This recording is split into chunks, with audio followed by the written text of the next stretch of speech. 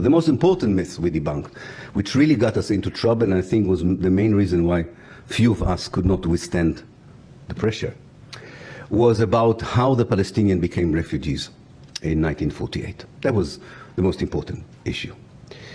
There were two kind of versions to the Israeli narrative about 48. There was kind of the official narrative that you could have found, which was a bit ridiculous. I think maybe some Israelis even felt it was ridiculous, which said that the Palestinians left voluntarily because the Arab leaders, the leaders of the neighboring Arab states and the leaders of the Palestinians told them to leave and to make way for the invading Arab armies with a promise to come back. This is what was the official narrative. Then there was a more sophisticated narrative that said, well, some people might have been expelled, but it all started in May, on the 15th of May 1948, when the Arab armies invaded Palestine. And when the Arab armies invaded Palestine, there was a war, and people in a war become refugees. That happens all over the world. So it was the war that was responsible for the making of the Palestinian refugee problem.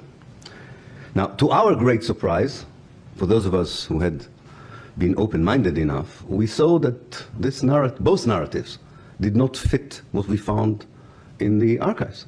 What we found in the archives is that from the mid-1930s, and definitely immediately after the Second World War, the Zionist political and military leadership contemplated and planned mass expulsion of Palestinians in order to create what they thought would be a Jewish democratic state.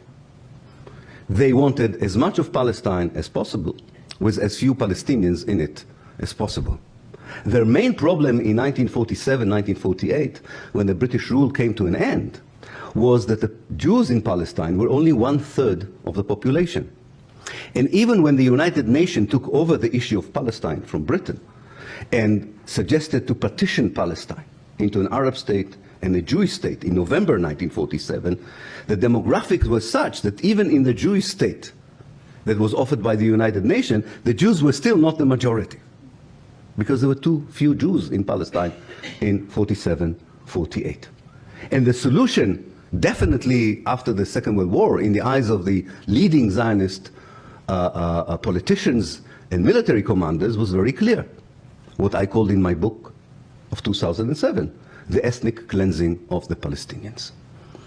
The decision to expel massively the Palestinians from any area that would become the Jewish state eventually was taken in March, in the beginning of March 1948. That is 2 months before the Arab armies entered Palestine. And we wrote a story that most Israelis found very disturbing. We said, actually, the Arab armies entered Palestine because the Zionist movement was already expelling Palestinians for 2 months. And these Palestinian refugees began to reach the Arab capitals. And there was a pressure by Arab public opinion on the Arab governments to do something, especially after the Deir Yassin massacre on the 9th of April 1948, which was broadcast all over the Arab world. It was not the only massacre. When you expel people, there are always massacres. People don't like to be expelled. And when they refuse, you shoot them. But the most known massacre in those days was the massacre of a small village near Jerusalem, Deir Yassin. And that in particular put pressure on the Arab governments, who, by the way, didn't want to send one soldier into Palestine.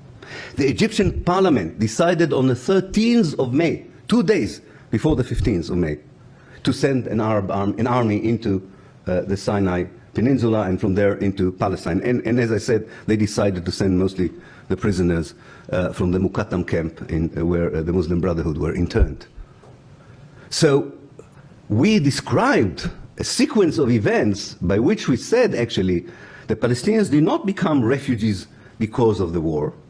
They became refugees because the Zionist movement planned their massive expulsion, what I called the ethnic cleansing of Palestine. Ethnic cleansing is a crime against humanity. Ethnic cleansing is not justified by anyone in any circumstances. You cannot massively expel people just because of who they are.